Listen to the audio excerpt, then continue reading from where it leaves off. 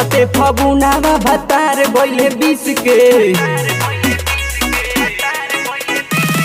बीतते फगुनावा भतार गइले 20 के धार लगावाइले नी हसुआ में घिस के आ जइह 30 के या चल जइह मिस के आ जइह 30 के या चल जइह मिस के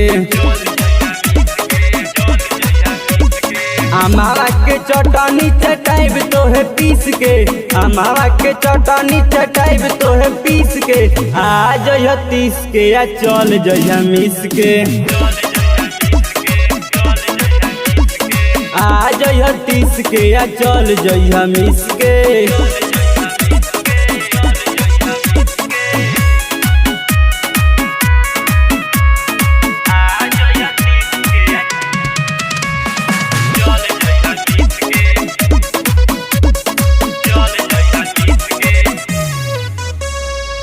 एक तो मिला गोताबे चैत के जार हो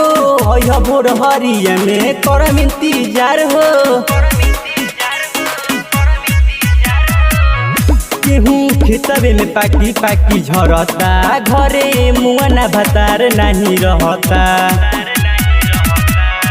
इतने उठाई लिया हमारा लरिक्स के इतने उठाई लिया हमारा लरिक्स के आ जइह 30 के या चल जइह मिस के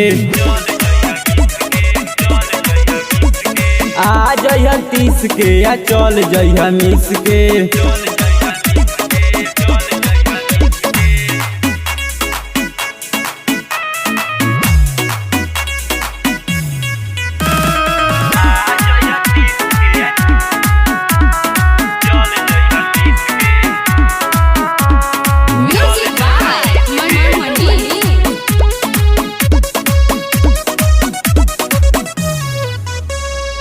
रतिया में सेज पर दर्द बड़ी होला तोहरे ला बाकी बाबे अगिला हो कोला